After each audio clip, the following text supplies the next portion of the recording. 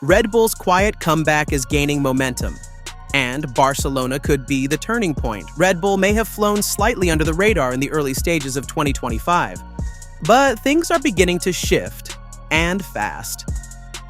The Austrian team now has its sights set firmly on McLaren, with growing confidence that the gap will close significantly starting from the Spanish Grand Prix in Barcelona. The reason for this optimism? A key technical directive set to be enforced in 2 races' time, one that many believe could dramatically change the competitive landscape. While it's still unclear just how much impact Imola's regulatory tweaks have had on the current performance dynamics, one thing is certain: Red Bull left Imola reinvigorated. Their RB21 showed signs of true potential, particularly in tire management, and gave Max Verstappen the tools to compete at the front again. And now, with further regulatory changes incoming, the team senses opportunity. But there's a deeper story behind Red Bull's recent progress. Christian Horner and his engineering squad believe that the upcoming technical directives surrounding front-wing flexibility could significantly hamper their rivals, especially McLaren. While McLaren has publicly downplayed the significance of the directive, Red Bull isn't buying it. Horner made it clear. It's not just a minor adjustment. This will have an impact. The question is how much it affects others compared to us. That's not all. Red Bull is also keeping a close eye on subtle rule clarifications made recently, particularly concerning braking systems and tire cooling methods. There are murmurs that McLaren may have been exploiting phase-changing materials to control tire temperatures more effectively, a practice that, while technically not illegal, has now fallen under tighter scrutiny. This could explain why Red Bull's tire management suddenly looked superior at Imola, and why McLaren's own pace seemed to vanish in the second half of the race.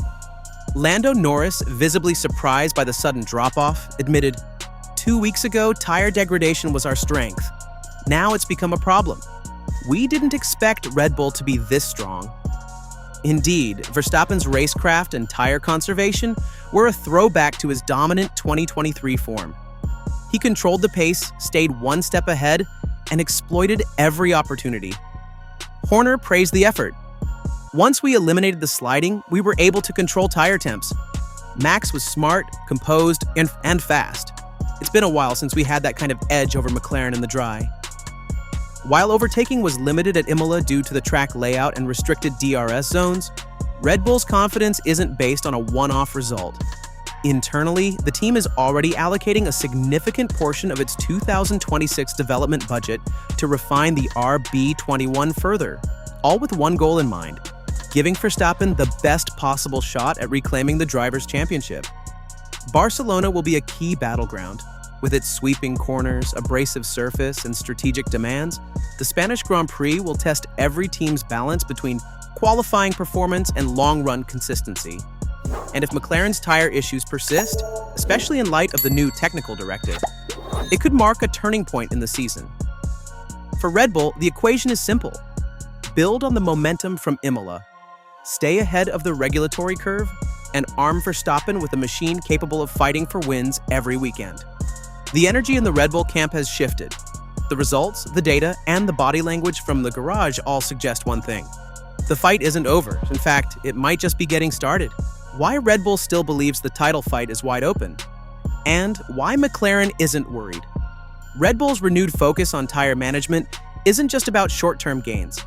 It's the foundation of their long-term upgrade strategy throughout the 2025 season. And that's precisely why it's far too early to rule Max Verstappen out of the championship fight.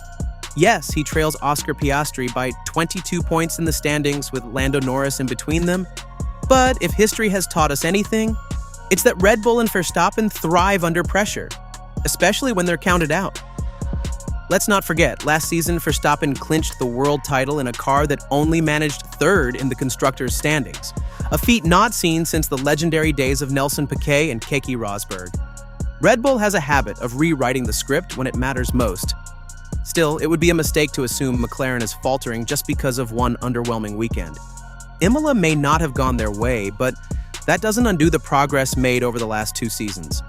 Team principal Andrea Stella was quick to shut down speculation and criticism, especially over alleged technical trickery.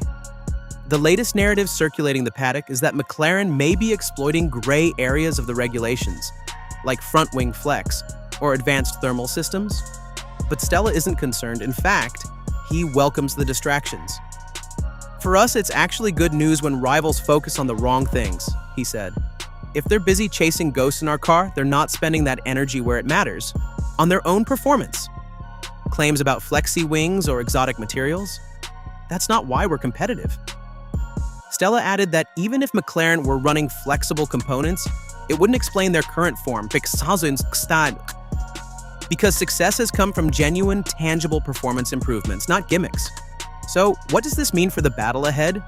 McLaren's internal competition is heating up. Norris finally finished ahead of Piastri for the first time since Australia, but he's still showing vulnerability, particularly in qualifying. And in modern F1, grid position is critical. Dirty air, tire wear, and limited overtaking zones mean qualifying well is often half the battle. As the two McLaren drivers begin to challenge each other more fiercely, they may start taking points off one another, a dynamic that could play right into Verstappen's hands.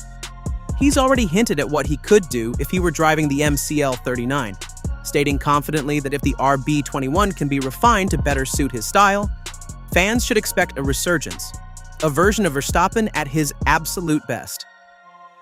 Looking ahead to Barcelona, the field could look dramatically different.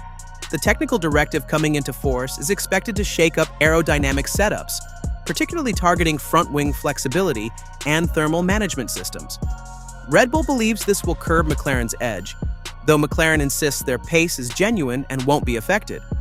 So where does that leave us? Barcelona is more than just another race. It's a litmus test for how the rest of the season might unfold. Will Red Bull's upgrades and regulatory shifts catapult them back into consistent contention? Or will McLaren prove their dominance isn't tied to any one advantage? Now, we want to hear from you.